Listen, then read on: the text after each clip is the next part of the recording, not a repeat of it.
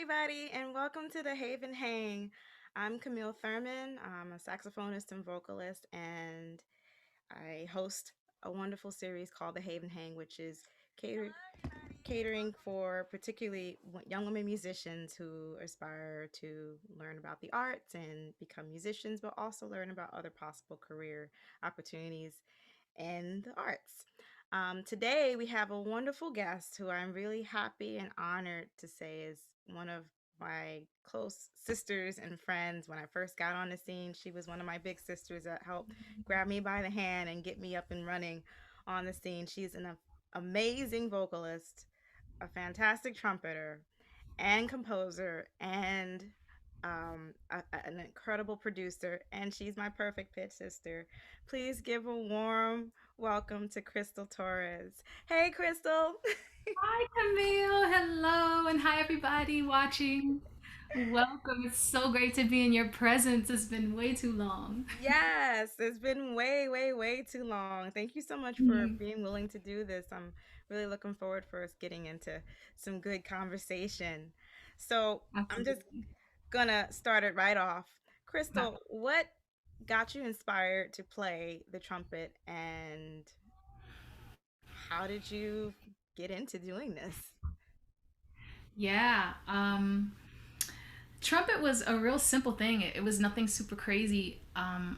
My cousin, who was like a big sis to me, and all of her girlfriends played trumpet in school, and I wanted to be a violinist, and there was orchestra in the mornings in school and band during lunch, and I wanted to do both. And the band director, I was born and raised in North Philadelphia, and it was definitely an underserved. It's the school district there still needs a lot of support. So the band director had the grace to say, Crystal, you have to choose one. Because if you do both, you're taking an opportunity away from a fellow student. So pick one. So I was like, oh yeah, I wanted to be like all the girls. I want to be like all the girls and that I admire and adore so much as this little 10-year-old girl. So that's how I got into trumpet.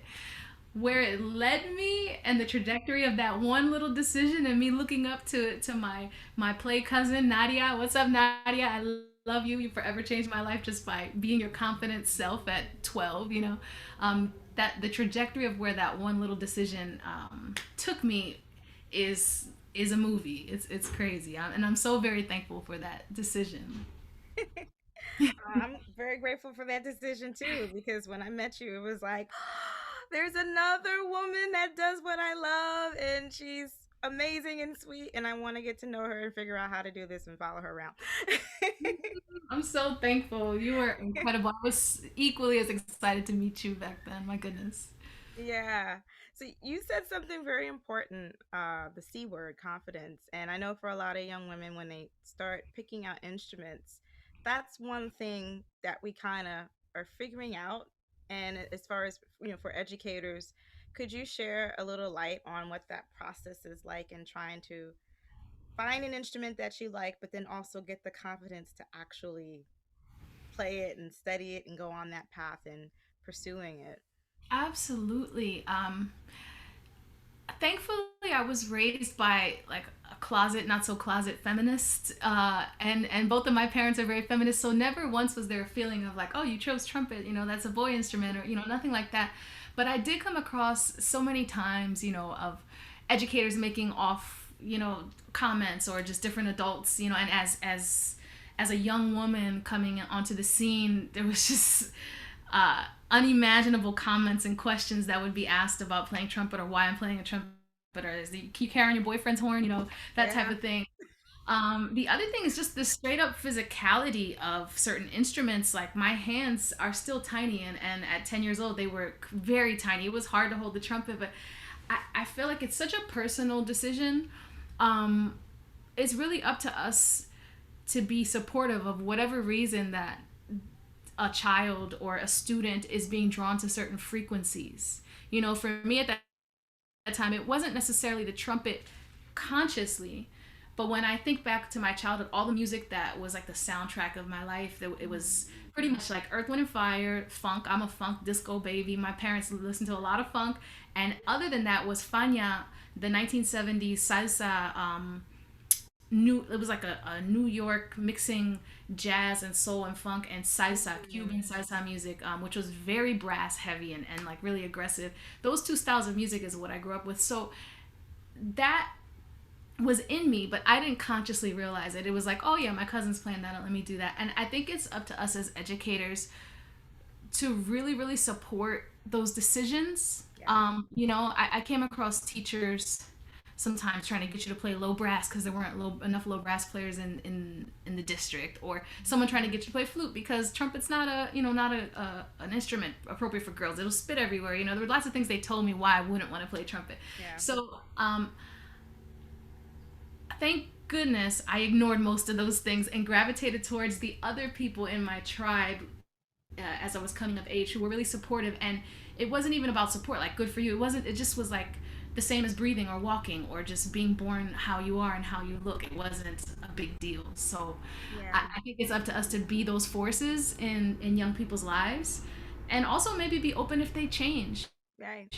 Because there was a time when I wanted to sing and I was told that I shouldn't sing, and I put it off for so long because of those mentors. So I can't wait for us to unpack all of that. I'm sure Oh, there's a lot we to talk definitely about. gonna unpack that because that was my story too. Okay, before we get to that though, I wanted to ask you because you said something that really struck a nerve with me. I grew up in St. Albans, Queens, and I came up into the school system the early 90s where there was a lot of budget cuts happening to the arts, Yes. particularly to my neighborhood or to many neighborhoods of color. And I remember when I first picked up the violin, I was like 5, 6 years old, and I loved it so much that first year. And then when the next year came for me to go to the next grade, they broke my heart in telling me that, oh, the program's not here anymore because we don't have any funding. Could Yeah. you talk about your process in trying to find access to music and arts programs coming up as a kid? Because that's something that we still are dealing with now. And I'd love for you to share your journey and how you were able to just get the instrument in your hand and hold on to it and keep going. Yes, yes. Thank you for asking that.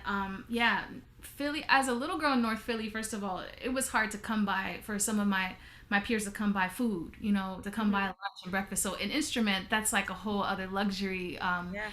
I'm very, very thankful that the school I was in happened to have that. And I think just probably like you, I caught the tail end of us having that, and it was being phased out little by little. Right. Um, I don't even remember the name of this teacher of who I started with at Morrison Elementary School. If anyone knows this teacher, please find them. If they are still on this earth, thank them for me, give them my number. This teacher saw how much I loved music.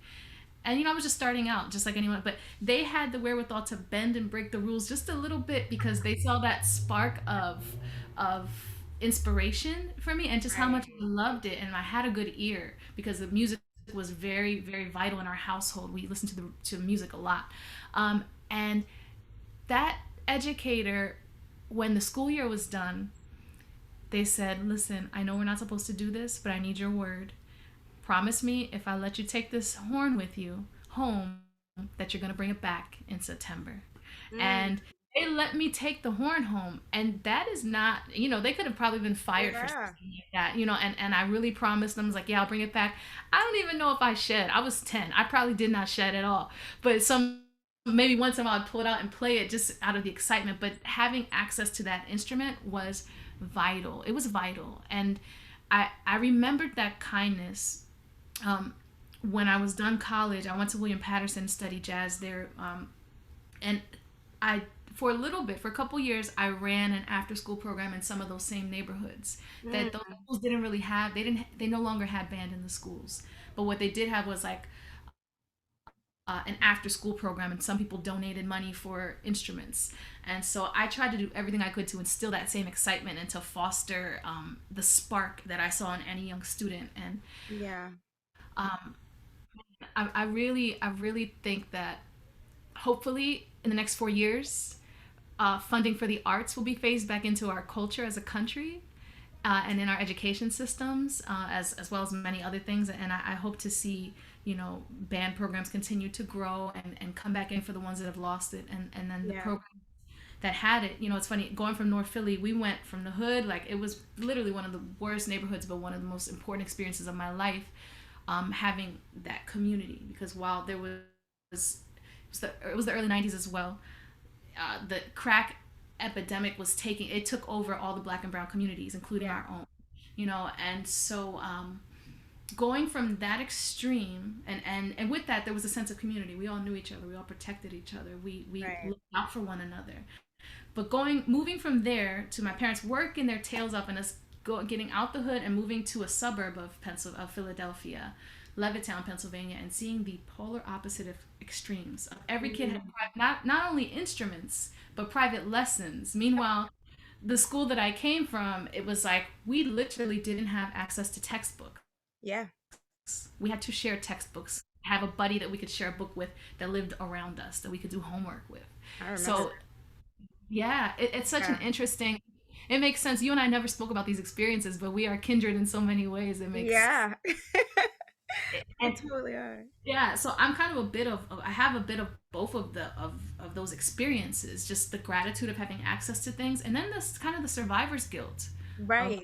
moving on and leaving, and. So I'm glad that you're bringing this up because it really lights a fire in me to maybe do some partnerships with some of the sponsorships that I have, maybe Cannonball Instruments. I know they already do a lot with students and find ways to give access to people who want access to instruments. Yeah. I share the same desire with you, and I work with Consumer and Diodario in trying to always advocate for opportunities where we can get music into those communities that would otherwise not have access to it. I mean, even with private lessons, for me, I didn't get private lessons until I literally got into high school. And then even once I got into high school, it was a performing arts high school, many of the students of color, the ones that were there, the few of us that were there, just to get to the school was a feat in itself because you're dealing with trying to get the instrument or at least an instrument that works. You're trying to have access to funds for being able to maintain the instrument, be able to have the necessary accessories to be able to play it. Of course, um, literature that you need to access for playing it because the only literature you probably have access to is the band music. And then if you're talking about auditioning for particular programs or college, that's a whole nother feat that you're literally taking that responsibility on yourself. I mean, your parents might help you in the process, but it's completely new to them. So I'm 100% with you in trying to find ways to get that happening for those neighborhoods and those students that really need it. Yeah. Yeah, absolutely. And like you said, with lessons, that was a whole nother ball game. Yeah. Yeah, in high school, I don't think I even got lessons until I got a few lessons in high school, the ones I could afford here and there, Mhm. and Right. just coming across kids who came from families where they had that type of access. It was just Right. amazing what they could do on their instrument. I felt so behind.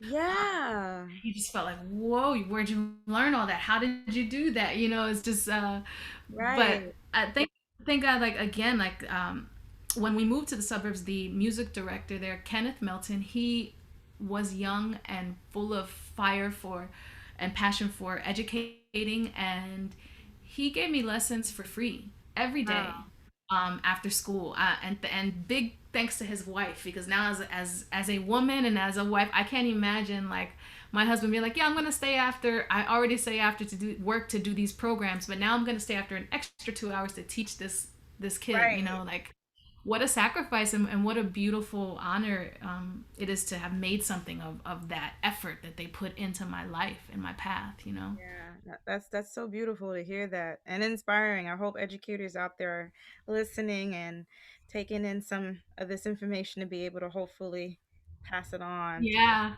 yeah. And I know then there's so much being asked of our educators these yeah, days. You, yeah, you all are literally changing lives. Like I would be yeah, nowhere without the generosity of several educators that I came across who really fostered a lot. yeah. It's so true. And then of course, like you said, you never know what a student is dealing with just in trying to show up and be there. So it's a lot when an educator is willing to pour into them that those extra 2, 3 hours Hmm. to get them going. Oh Yeah. yeah. Oh, this is so great. I'm so happy to get to talk with you. Yeah, I know. I can't wait to like hear everyone's questions, and it's so Yeah. beautiful that you're doing this. Thank you. I know that we both coming up. I think that's why the bond has always been there and it'll always be there. It's like to see Yeah. someone who's doing what you're doing or even aspiring to do what you want to do, it means the world. And so for you to have this platform, like congrats, it's beautiful. Aw, thank Thank you you. for having me. Thank you so much.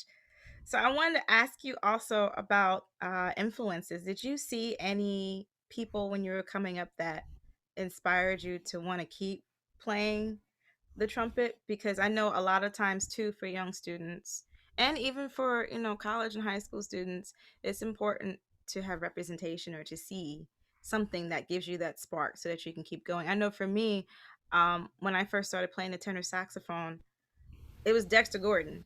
I didn't see other women playing the tenor until I stumbled upon a CD of Virginia Mayhew at a library, and that's when I was like, "Oh, women play this instrument too." Could you Cool. share your story with that? Yeah, absolutely. It wasn't until college that I discovered that there were women that played trumpet professionally in the jazz world. Anyway, Mm. I had seen a few classical players, but I really wasn't emotionally connected to that style of music. While I respected it, Hmm. the first person, probably two people that I ever, well, just on record, it was my people were Miles, Chet, um, Clifford Brown, and Lee Morgan. Yeah. You couldn't keep me from listening to those records, and also very much so, like incessantly, Duke Ellington and Count Basie, Mm. which once I became older realized that whole time the sounds I was gravitating towards were Thad Jones and Clark Terry. Yes.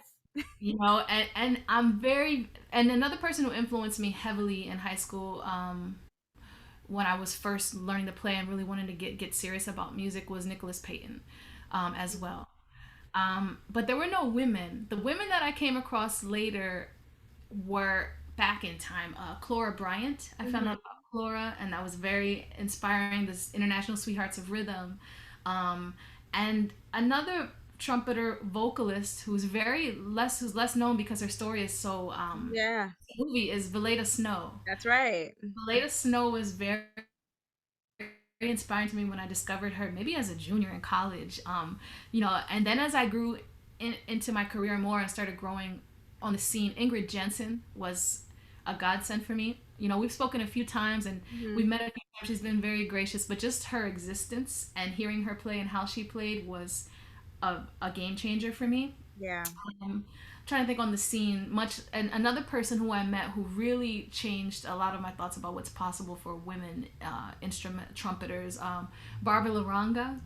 uh, Awesome. I love Barbara. We got hired to do a gig with a salsa group together in New York, and she's probably the first woman I ever met on trumpet that showed up and was playing lead like it was her I damn know. job, like nothing, and she's just killing it. She was such a sweetheart, and she took me under her wing, and that was incredible. I will Wow. always love Barbara for that and for many other reasons.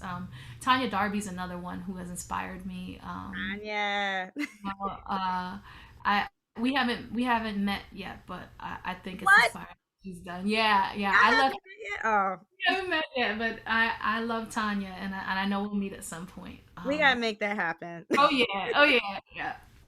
We But definitely. yeah, I can't wait to meet Tanya. But of those people that really inspired me in the beginning, I'm super grateful and thankful that I got to like tour and work with two of them. The two main ones, like Clark Terry and Roy Hargrove, Hmm. were my literal my first two professional gigs, That's and it's like insane. Wow. yeah, it blows my mind now to think about it. At 19 or 22, I didn't understand the gravity of those moments, you know. But yeah, yeah, Wow. yeah. Okay. That's amazing. Okay, before I have so many questions. So before I Yeah. get the questions with Clark and with oh my goodness, my brain's going blank with Clark and with Roy. Yeah. Let's talk about the singing because you were talking about how you kept it a secret. I kept it a secret too for a long time. Mhm. Why did you keep it a secret, and what was that moment that made you say, you know what, I'm gonna do both, sing and play? Yeah. Thank you for asking that. There were two reasons. Well, one, I was painfully shy. Me I, too. s- I am I am finding, especially during this pandemic time, I'm kind of reconnecting. We're all reconnecting with ourselves. We don't even have a choice. Hmm. I'm learning that I am and have always been naturally an introvert, but I was raised by extreme extroverts. So I didn't understand. I thought I was an extrovert. At my core, I'm really an introvert. And so I sang in churches and in choirs and things like that. Um, but to just step out front and be a singer, like Hmm. um, I was painfully shy. That's the one reason, and then the other reason was probably the one you can relate to a lot. I mean, and the reason why this one of my educators was like, you can't sing and play trumpet. You have to pick one. You can't do both. There's not Hmm. even time.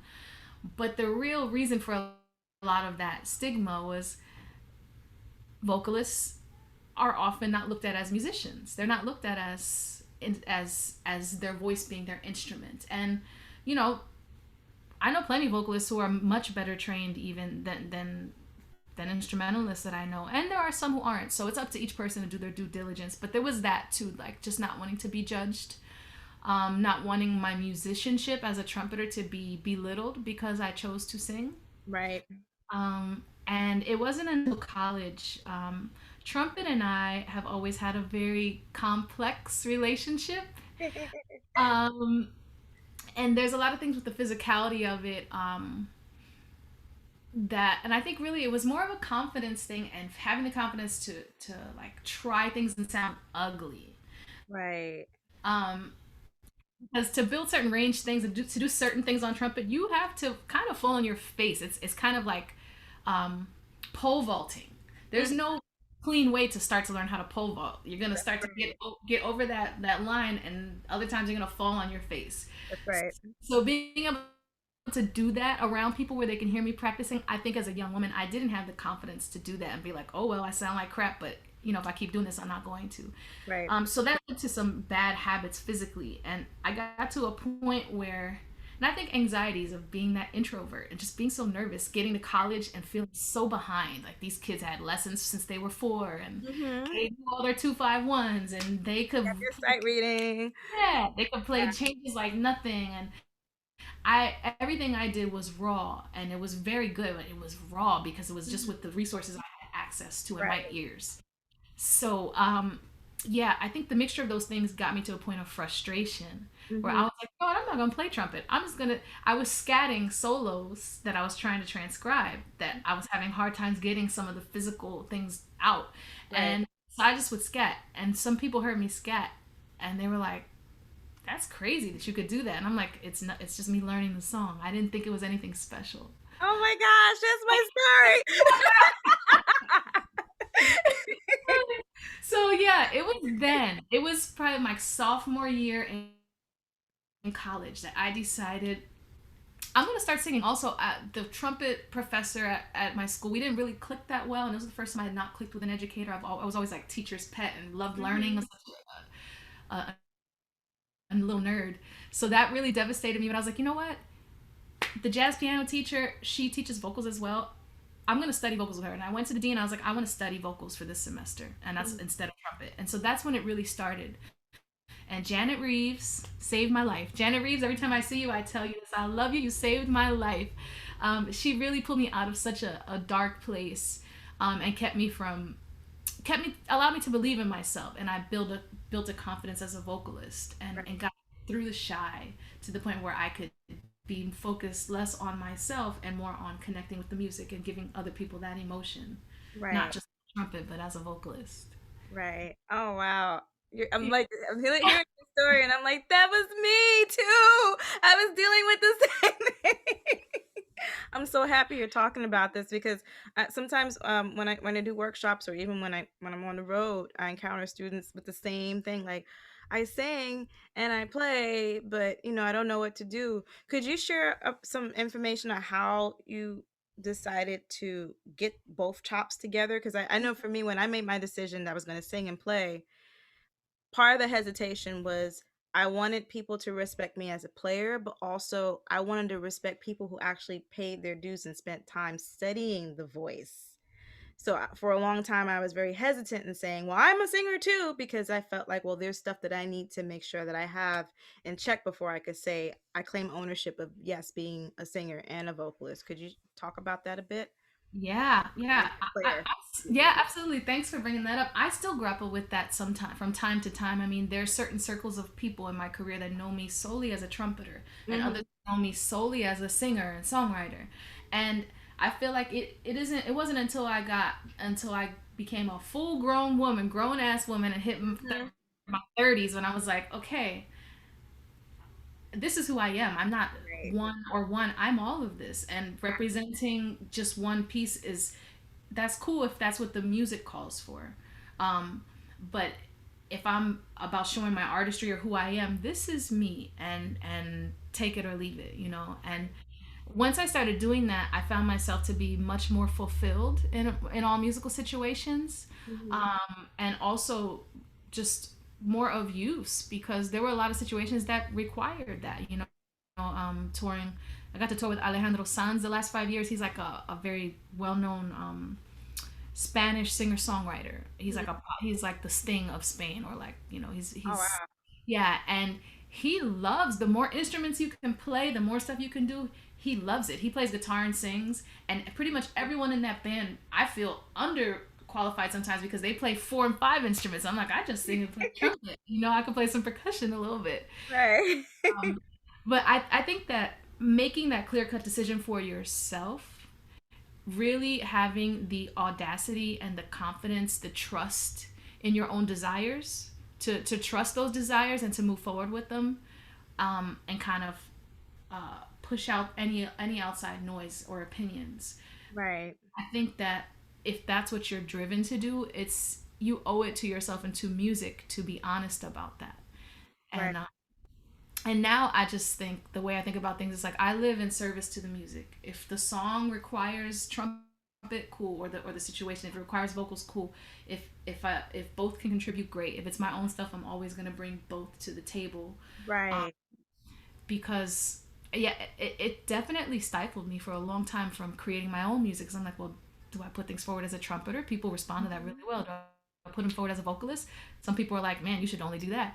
And it's like, Right. nah, no, I'm both. This is all me. And so have the courage to show all of yourself, and that's what I would say to a young person. Have the courage to show all of yourself and to study the greats on all instruments, in each medium that you're studying, and pay homage to them. And I feel like you'll have such a unique take.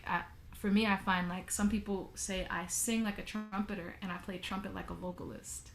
And Mm. that used to rub me like weird at first, and now I actually embrace that, and I love that about me because there's a certain sound that I have that's unique when I play trumpet that I notice not everyone has, and Right. it's attention to lyricism and melody, you know, and warmth, you know, just presence. Right. And of course, also too, interpretation, being sensitive to that melodic line and how you sing it and how you play it, all the nuances, the colors and the phrasing. Yeah. Yeah, yeah, you know, you already know, you already Yeah. know. Yeah. Oh man. Okay. So I gotta ask you. You got to hit with Clark Terry and Roy Hargrove, both amazing trumpeters, you being a trumpeter yourself. How did that happen? I mean, and first off, we know trumpet players, 9 times out of 10, there's only going to be one on the stage. How did that situation happen where they took you in and beautifully let you grow and nurture your gift? Yeah, yeah, they really did.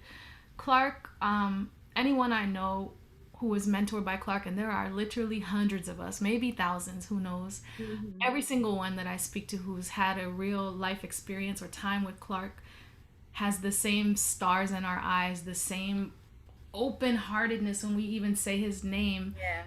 because of his extreme generosity for the youth and for sharing the wealth of history, and not just music history or trumpet history, brass history, but black history, American history. He made sure you understood, but not in a condescending way either, in such a generous, joyous way. He made sure you understood your place in the lineage and where he came from and who are his branches, and how, and then he would graciously extend that branch to you for you to for you to grow off of. And with Clark, I mean, I remember he would sit with me for hours. I asked him questions about anyone and everyone you could think of in the jazz history. And he worked with all of them and knew them all personally and gave me such beautiful anecdotes and stories about them and about their personality. And but I met Clark through my time studying at William Patterson University. Shout out to Dr. Dempsey, David Dempsey, and James Williams at the time, who was the artistic director. Rest in peace. Dr. Dempsey changed my life. I had a full ride scholarship to go to William Patterson. And yeah, my junior year in college, I joined the Clark Terry Ensemble. And my true journey with Clark started. I got a scholarship to attend the Eastman School of Music camp in high school. Mm. And one of the professors, like the college students who was a professor, they had a record library. And where you could go and put on records and sit and listen to albums and have focused listening time. And I was there for 2 weeks, and somebody said, listen to this album, Clark Terry Trio, Oscar Peterson Trio plus one, Clark Terry. Mm. And I listened to that record every day for, it was 2 or 3 weeks I was at that school. Every single day it was like my own little personal date. I would go up to the library and I would look at this record album cover. I look at Clark. I look at Oscar Peterson, and I listened to that record, and it was such focus and such excitement, and it was awakening something in me. And that Yeah. was in high school, and that's where the seed was planted. In college, I joined the Clark Terry Ensemble and found out that we would be opening for Clark. Oh wow. And yeah, so Dr. Dempsey got Clark. So Marcus McLaurin, Clark's bassist, was, yeah, you know Marcus. Yeah, Marcus, I love Marcus, Marcus. I love you. Every time I see Marcus, I tell Marcus, you changed my life. You were the bridge to everything for me. So Marcus was our ensemble director. Clark, they did a concert for us at the end of the semester. We opened for them. And Clark heard me, backstage. He was listening. I didn't think much of it. I arranged a song of his. I was just excited to be in his presence. A week later, Marcus comes up to me in the hallways and is like, Crystal, Clark is doing a week at the Village Vanguard, and he needs someone to drive him like to and from, and he also may have a couple doctor's appointments. Would you be willing to drive What? Clark You all freaking week? cool. Yes, absolutely, yes. And that already sounds like a great story, but here's the crazy part. I did not have a car. I didn't even own a car, and it never dawned on me. It didn't dawn on me I didn't have a car. I didn't even care. I was like, a week with Clark Terry, yes, Yeah. absolutely. And I called one of my best friends at the time, Whitney Slayton, and I said, Whitney, cancel all of your night classes. We're driving Clark to the Vanguard this week, every day. And so that was the beginning of my time with Clark. Wow. And I took him to doctor's appointments. I didn't know at the time he was fighting colon cancer. Um, he taught me about acupuncture. I took him to acupuncture appointments, and I had so many questions. I was so curious. He said, "You want to Yeah. see? You want to come?" And he let me come in and watch his session as he was getting acupuncture done. Miss Gwen, I love you. She so graciously opened her home to me and so many other students at the time, and was so hospitable. We'd go into their house, and she always had something to eat, something for us to drink, and Clark would just tell us stories. And looking back, I realized that gave us a connection to the past, but it also gave Clark a connection to the future and a reason to keep Yeah. going with excitement. He really, really cared about teaching students and fostering that spark, in young people. And so I drove him that whole week. And the night before the last night, he said, with a kind of a stern tone when I was dropping him off, "Hey, Crystal, make sure you bring your axe tomorrow, okay?" And man, my heart went to my big toe because I was like, what am I going to play in front of Clark Terry? Why does he want me to bring my horn? I don't want, oh my God, I was so scared. Oh wow. He told me the next day, he was like, I open up my last night as a jam session, and I want you to play. Yeah. And so I played over a concert F blues. I was on that little stage, the little runway thing in the Village Vanguard, and I did my best. I was nervous beyond belief, and when we drove him home, as we get to his house, he would always have us go to Sylvia's. We'd pick up soul food at Sylvia's, and we go to his house and eat Sylvia's together. And he was like, Crystal, I'm putting together a big band. I do it every so often, and we're gonna go to Switzerland. Do you want to be a part of it? And that was my start with Clark Terry's Young Titans of Jazz. Clark Terry's Young Titans of Jazz. That's incredible. Yeah, it was the most incredible life experience. Conrad Herrig was in there. Marcus Gilmore was on drums. Derek Hodge was on bass. We were the young people. Helen Sung was on piano. Wow. Stepko Gut, he's from Switzerland, an amazing trumpeter. A lot of of Clark's trumpet disciples and like longtime students were there. And then I was the young buck in the section, totally fish out of water, scared out of my mind every night, and just having the audacity to step forward, when invited into that space, and it was life changing. That is so beautiful. And the thing I love about this story is that, I mean, you hear these stories, but you're a person that actually experienced this with Clark. And there's so many other people like Clark who um, just took it upon themselves to create a space for mentorship and coaching and grooming the next generation of musicians. I mean, you had Betty Carter, who was the Yeah. same, doing the same thing. So many of the great players that we love and admire today went to the school of Betty Carter. And of Yes. course, Art Blakey. And there's so many others that did the same thing. I wish that this generation could have witnessed that, because that's one thing I feel that is kind of missing right now, and also it gets kind of discouraging with seeing all the jazz clubs starting to close and whatnot. I wonder if there's a way to create that some. Yes. Yeah. Yeah. There has to be. Let's talk about it after this and figure out a Yeah, way to. we'll talk about that later. Because you're right, and there has to be, and when I think about how much that experience with Clark and all those guys in the trumpet section, Frank Green on lead trumpet, thank you, Frank. Frank! Just and yeah, everybody in the band, like they were just so gracious and so supportive, especially of us really much younger people. And even if there were opinions or they had their grumbling, even those moments were important because it gave us a chance to have Hmm. our feet to the fire and step up and do our best. That's right. And and Clark really made it a point to give us that experience that I listened to obsessively. The very first things I listened to were Count Basie and Duke Ellington and Ella singing the A Train. Me and my little sister would sit there and scat all the parts. Yeah. Um, to have that experience where every night before a gig he had us all at a long table having dinner together, the full Yeah. big band, like it. I got to experience, like I got a glimpse into what was his heyday, his prime, and the Right. past that I could only imagine listening to these records. But I got to feel what that felt like, if only for a few weeks at a time with Clark and with that band. It was incredible. Right. Incredible. And he had done it every decade he did it for like 3 or 4 times. And on my book, it said Roy. Roy Hargrove was in the band prior. Full circle. Wow. Now that I think, yeah, Roy was in it. I think Nicholas Payton might have been connected too. I'm not sure, but Roy was definitely there. In Wow. previous one, like in the 80s or 90s. Yeah. Man, that's so special that you ended up getting Roy's book, and then you also ended up working with Roy. Could you talk about that a bit? What it was Yeah, like working with Roy, and how did that even happen? absolutely. Absolutely.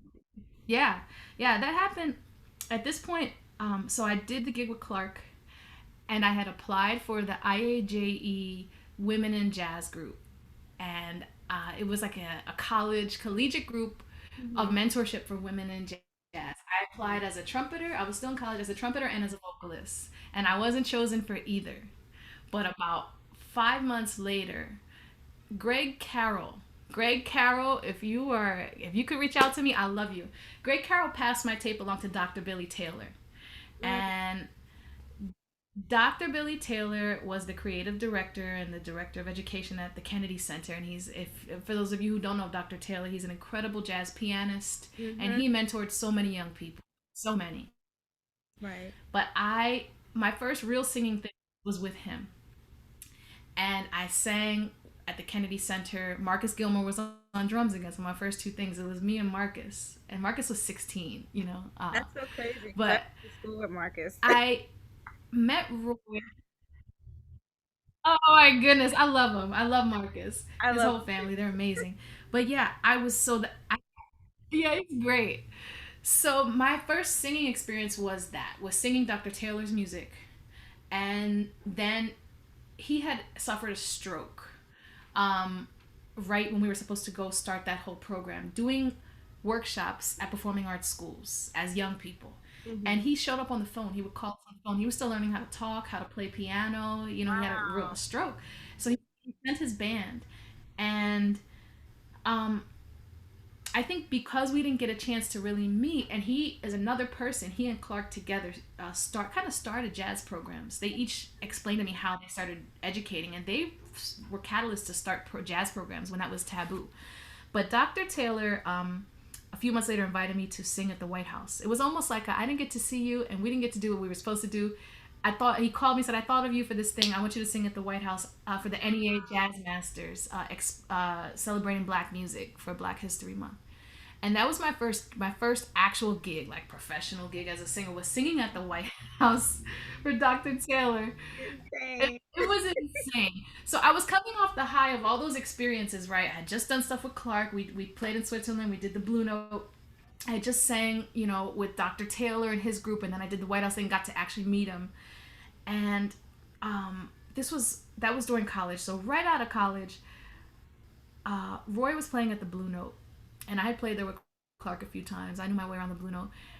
Roy's the reason, like he's the one that I wanted to to be like, because he was not only playing in straight ahead settings, he was on Voodoo, he was on Mama's Gun, he had his RH Factor stuff, and at that time, that was so new. Neo Soul was setting the stage for itself, That's right. and he was a big part of that sound. He and was. and he had those elements that I had of growing up in an inner city, of having like just Black culture, and being a part of that culture, but then also being connected to traditional jazz culture, which was Hmm. very much more refined, and it wasn't really accepted. It isn't so embraced, by our communities as much as I would have liked to at that time. So Roy was like, "Oh, you can do it all. You can do it all." Yeah. So I finally went to go see him play, and during the set break, I went to use the restroom, and the dressing rooms are right next to the restroom. So I knocked on the door and I introduced myself. And I told him who I was. I told him that he inspires me to play, that I just, and I said, "Do you give lessons? Do you teach? I would love to learn from you." And that was the beginning of my connection with Roy. Wow. We Yeah, we became friends. I had the audacity to do that. I had no business asking Roy for lessons, and just none of I don't know, but it was like the opportunities there. I want to learn from this person. This is who I Yeah. want to be.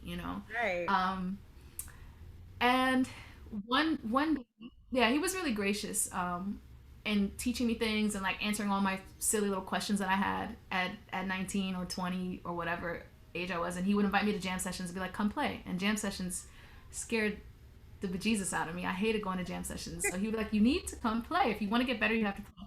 So, because that was his way of educating.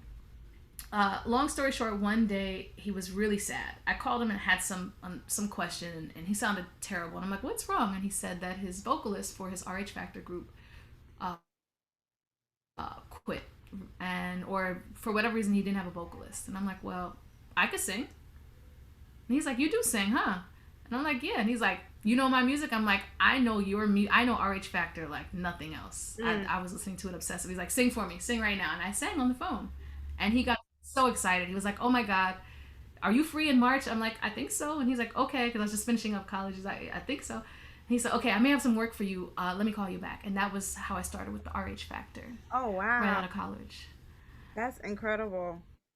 And, Wow. and a lot of people Yeah, a lot of people don't know that part of my story. And I just sang in the group. I told him I could transcribe all the horn parts. He had just put out the Distractions album, so the second or third album, and I had transcribed all the parts. I showed up to rehearsals. We went on tour. We toured for I did like 2 summers of touring with them, and I wasn't gonna play it all, but he insisted. He was like, "No, play the parts. You transcribed them. You know how to play." And then he heard me. He's like, "Okay."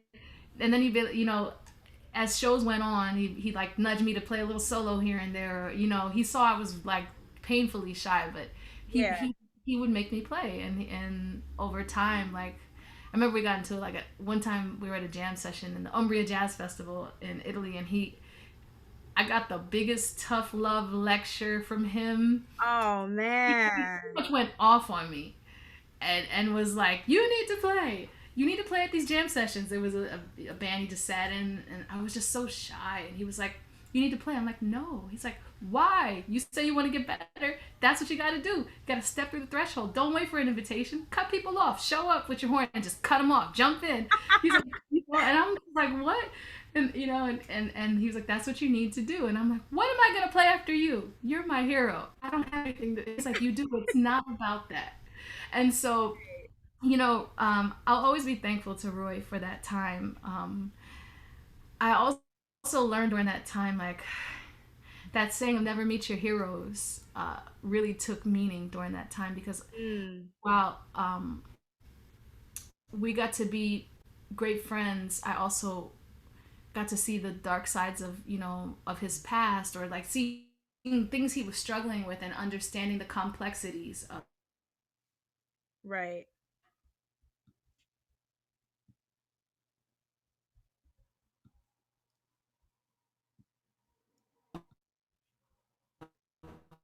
of people, and understanding, and so I was young and naive enough to think that I could help him with those things, and that was a tough lesson for me to just let people learn and have their past and how they're gonna have them, and Right.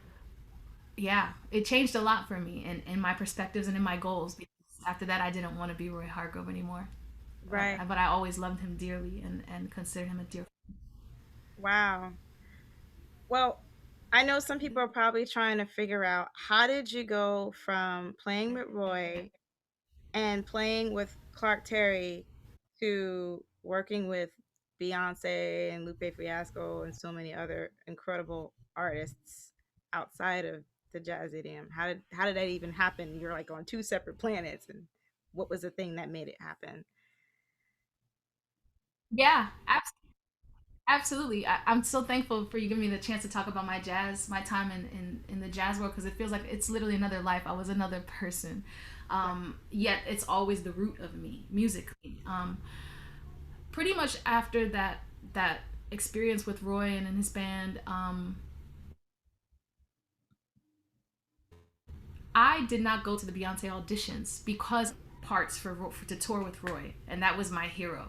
A lot of people called me up about those auditions when they were announced. She was looking for female musicians, and I didn't go to the auditions. And one day, Roy mentioned to me like, "Hey, I just came from the BET Awards," because he was the only person I knew in my life that was in both worlds like that. And he was like, um, "Can you hear me? I want to make sure the internet's getting a little unstable. Can you hear me?"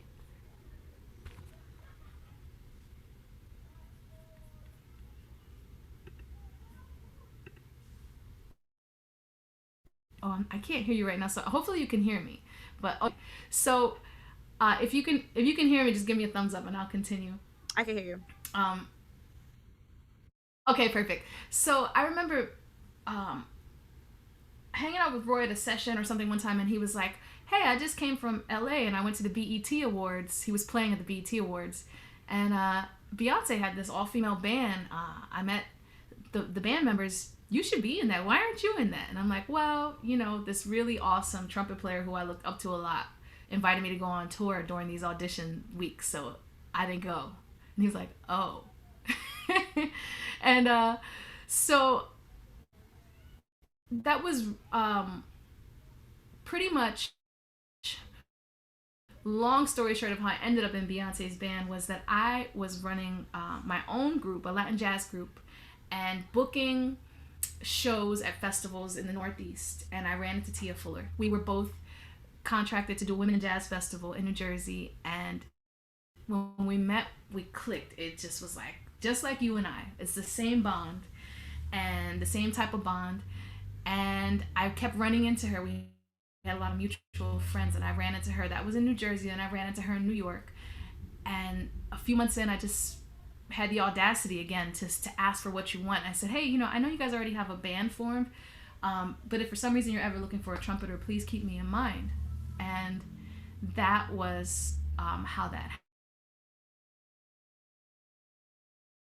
happened. They he ended up not being able to go on the world tour, and they called me into audition, and that was my of the 10-piece band that came in like on a fast track somewhere. And so I say it's divine direction and divine timing, and also being prepared when the moment came. And another big thing is having the audacity to ask for what you want. That's right. Wow, that's so amazing that it happened like that. And you know, Yeah. it's good that you said that you had mentioned that you could play and that you were interested, because sometimes when people they encounter situations, it's just like, oh, I missed out on the opportunity. That's it. But the fact that you were persistent and be like, well, let me at least drop some type of line to let people know that I'm here and that I'm interested, so that just in case in the future you can reach out to me. I think that was very bold of you to do that, because most people would just get discouraged and call it a day. Mhm. You're so right. Now that I think of it, almost every opportunity other than with Clark that I got was pretty much for me having the boldness to say, hey, if you need someone, I'm here, or I'd be interested in it if that ever opens up. And then being okay with the other thing was I was never attached to it. When I would say this to someone, it was never with a feeling of it, me being entitled to this opportunity or some type of like desperate desire for it. It was just like, hey, if you ever need me, I'm here, and really meaning that and having no extreme attachment to it and trusting that Right, God or the universe will work things out in the way that is best for everyone involved if it was meant to be. right, right. That's so beautiful. Oh my gosh. Well, I think we're going to open it up for questions now, because we're getting down to that time where we're starting to get to the close of the show. I have Yay. a few questions. And viewers out there, if you have questions for Crystal or myself, please feel free to jot them down in the comments section, and we're going to do our best to watch it so that we could make sure we squeeze in your question. Okay, the first question was, somebody asked, do you give any speaking series? I guess they're asking if you do stuff like this on your own. Yeah, not I do those things when asked of me. But I am putting together a little podcast series coming in the next few months, and I'm very excited about. So I will be doing that. I also want to be much more active in all of the women in music organizations. But I unofficially I Yeah. mentor a lot of people. If any woman comes to me with questions, anybody really, but especially young women, I'm always happy to help. But yeah, be on the lookout. Crystal Torres music.com. You'll find stuff in the next couple months. The next question is, even though jazz is pretty progressive, do you ever feel like you're being misjudged or doubted for being a woman? Absolutely, absolutely. A big part of my decision, I consciously decided to kind of step away from the jazz world after I had my first tour with Beyonce. And because it was the first time I had a safe space, since it was all women. We were all very young. Most of us age, 19 to 32, I think, was the range. Most of us were in our mid 20s average when we started. Wow. And um, everyone was powerful. Everyone was well studied in whatever, and had different genre backgrounds and different cultural backgrounds. We all taught each other so much. And I realized after that experience, it was the first time I was in a fully safe space to grow. Mm, I felt accepted, and while even if there were disagreements or if there were personality clashes, there was a baseline level of respect and love that we all had, and it was the first time I really felt that in a musical setting. yeah. And and shout out to all the girls in that band. I love you all. There's a bond that we will always have till the day we die from those years of touring together. When I came back to New York at the time, um, I'm from Philly, but I was living outside of New York because that's where jazz is, and I wanted to be Roy Hargrove. When I came back, there was just this feeling of like, I don't want to be here. I don't like how this feels, and I don't have to be here. And so I feel very thankful that I had those other opportunities to have a musical outlet, to be able to pay my bills, and to be able to build a career. I stayed shedding. Jazz is still what makes me happy. It's what I listen to every day. But there was a conscious decision to kind of step away from actively pursuing that trajectory. Um, Right. I feel like now at this point in my life, I'll probably find my way back into that because I've since met so many supportive people. I've met so many great men. And even Clark, when I think of Clark and Roy, there were lots of things that they gave that were super valuable. But people like Sean Jones was always gracious. There's so many people I could think of, Nicholas Payton as well, um, Mhm. that foster and support women in music. And so, yeah, to answer your question, yes, I do feel that a lot of times. And I have felt that. And what I would advise is to focus on the people that do believe in you, focus on the people that do support you, and try not to give any of those moments um, a reel in your head, a replay. Right. Don't let them live rent free in your head because you can't please everyone, and most of those people are just unhappy with themselves. And you're an easy scapegoat to place that energy. He's speaking some truth, Crystal. I hope y'all ladies are listening out there. She's dropping real good gems of wisdom.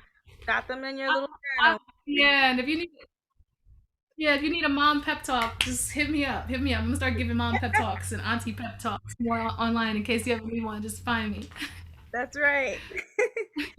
The next question somebody posted was, what have been some challenges of working in the industry? How have you dealt with them? Ooh. A big challenge. I mean, there are so many challenges. I could write a 10 series novel on the challenges, but the ones that I'll focus on,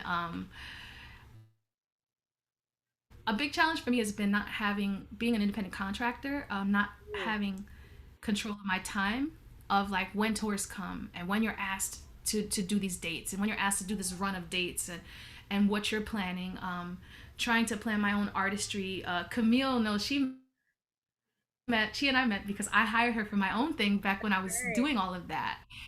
And Camille was an incredible bandmate, and I was so happy to have her on stage. And she's gone on to be her own thing, and I'm so proud of you. Oh, I love you, Chris. Yeah, so proud.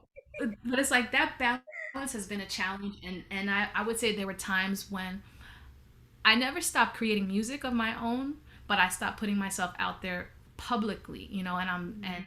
this pandemic has given me a lot of time to process that, because the challenge of trying to pay your bills and trying to keep your career going, and just thank Mhm. goodness having had opportunities coming, and you don't want to say no. You don't want to say no because you don't know when they'll come and when they Right. won't. It's feast or famine. So when it's pouring rain, you're getting the buckets out. Yes, yes, Yep. yes, yes, yes, because when it's not happening, it's not happening. So I would say that's a big challenge, and don't be afraid. Sometimes if your spirit is telling you to do so for something else, don't be afraid to say no. That's There are right. times looking back, if I could talk to my baby self, I would say, hey, believe in yourself more. I know that situation is easy money, but if this is what you want, say no to that, and something will materialize into what you need it to be. Don't be afraid of that. That's so true. That is Yeah, so true. The next question is, um, have you dealt with any adversities in being a woman, as far as balancing being respected for how you play versus how you look? absolutely, absolutely. I remember in college, Freddie Hubbard came to he did a workshop, like a master class, and I remember afterwards being super inspired. And I had heard lots of stories about Freddie's character, so I didn't expect him to be an angel or some sweetheart. But he contributed to trumpet, jazz trumpet playing. I remember like shedding in the room, like, and the door had like a little glass square. I remember just seeing two eyes posted on the glass, and then the door opened, and it was Freddie, and he was like, "That was you playing?" I'm like, "Yeah," and he's like, "I didn't know girls could play like that," and I'm like, "Thanks, Freddie Hubbard." There's things like that. There were times when like Jamie Foxx showed up to. I wasn't a part of the band at this point, but oh yeah, we played the Essence Festival. I don't remember who this was, so it wasn't Jamie Foxx. I won't say that, but he's done things like this too to the band where people were like, we're getting off stage. We just played a concert, instruments in hand. It's like, were you guys really playing? Yeah. Nah, but for real, were y'all really playing? Yeah, we were really playing. Like those kind of things are really disheart. Like you just brush it off. It's like, okay, consider the source. Really don't know any powerful women who understand music. Yeah. The next question is, what was it like working with Beyonce, and how did you manage juggling working with an incredible artist but also nurturing your own craft as your own artist? Yeah, yeah. Well, I still work with Beyonce, and that's been incredible. All these years, it was intense. I have to say, it was really tough, and I got a lot of inspiration from my sister Tia Fuller, who has who also navigated her own career beautifully. There came a time where she had to step away, in order to honor her own career. Um, it's I, there's no easy answer to that question. Navigating both and doing your own thing, but what I did for my own sanity, even at times, was I kept creating. I poured everything into songwriting, and now with all this free time where we're unable to tour as musicians, I'm spending this time like producing out these songs. And the way that I dealt with my own not having control of my own time, just the demands, the time demands of that of touring with an artist like Beyonce, was I would allot pockets of my day. I knew if I couldn't plan everything, but I knew these hours on the bus after sound check, I have. So I would, sit in the computer and produce beats or write. This hour before lobby call, I'm gonna sit and I'm gonna write this stuff, and that led to a lot of great opportunities. That's how I ended up working with Lupe Mm, and Stally, a couple hip hop artists that I love working with and that I've sang and written hooks for, and co-produced things with them. That came from still like with whatever you work with what you have, whatever time right. I had, whatever little pieces I had access to, I was gonna do it. And yeah, you have to make a way and decide what is your priority, like what's important to you. Yeah. That's so true. Yeah. And even like the fact that you stressed managing your time, it's so critical, because a lot of times for young musicians they think, okay, I'm gonna make a career being a musician and I'm just gonna play all these great gigs and that's it. But the reality is you have to juggle maintaining yourself as a player, Yep. because some gigs you have to prepare and learn that music, but you might be playing the same thing every night and Oh not yeah. focusing on those other muscles as a player that you need to be working and developing, so that when the gig is over you still have something for yourself as a player. And then, of course, again, like you said, managing your time to do the gigs that you work and you're fortunate to be able to have your bread and butter with, but then also the gigs that you are aspiring personally to Yeah. do for yourself. Yeah, Absolutely. I'm glad you said that, because it's important that Yeah. they understand that. Another question was, Mhm. what keeps you motivated? mm, you all, every young woman I ever meet, I you all keep me going. Like I really really feel like I owe it to the people who are coming after me, um, to continue, and also the ones who came before me that put their life force and their history into me and that influenced me. I feel like I owe it to both sides of that tree. Like music is such a I don't know. It's like it's a tree. It is literally you are connecting. So I owe it to both sides to be a great bridge and a great connector and a great branch of this tree, this Right, family that we are, that music turns us all into. right. Times when I get discouraged or when I feel like maybe the challenges are too great or I should even for a split second consider some other way of life. It's like nah, no. Yeah, This I owe it to both sides. That's what keeps me motivated. yeah. I feel the same way. We have one last question, which is actually a question I was going to ask you too, but somebody else asked it. So, hey, cool. For the young female musicians who are watching this show, what's the biggest piece of advice you can give? What's something you wish someone had taught you? Hmm. You are enough. Prepare. If you prepare, you are enough. You don't need validation from anything, not from social media, not from another musician, not from a peer, not from a mentor. You're enough. I would give that's the biggest point of advice I would give, and then connected to that is just prepare yourself for what you want, even if it hasn't materialized or you don't even see a way for it to materialize, prepare yourself, because once you start preparing, the whole universe starts going, setting things into motion for that moment, that opportunity to meet you. That is So so true. prepare yourself as if it's already there. Don't attach to what you want, just trust that things will work out for you if you prepare. And then when it gets there, or when you see that opportunity, have the audacity to ask for it or to speak up with grace and with humility. That's right. Oh, Crystal, I love you. I love you, Camille. I love you so much. Oh, thank you so much Oh. for doing this. I'm sure a lot of the young ladies out there are like, probably, can we get her back again? This was perfect timing. And I think also for, the theme of Women's History Month, which is really every month, Yeah. you said a lot of great things that some young ladies are going to be able to carry with them through the rest of their journey. So thank you for your Mm. time and for your wisdom. What an honor. I'm so thankful to be here. I love you all. Keep going, guys. Keep going, ladies. And just real quick for ladies to find out more on what Crystal's working on and what she's doing and the new projects, you could go to. CrystalTorresMusic.com. Sign up on the emailing list, or you can go to Instagram, Crystal Torres Music. Send me a DM, send me a message. I'm always here as a resource and a source of love and encouragement.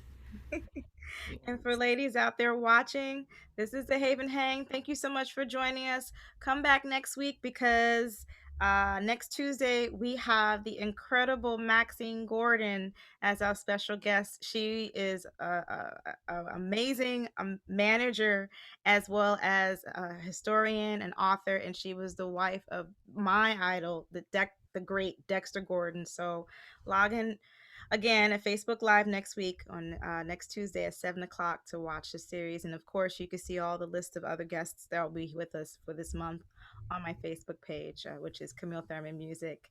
Once again, thank you so much, Crystal, for joining us. Love you, love you. Love you. Thank you, Camille. Bye, everybody. Aw, take care.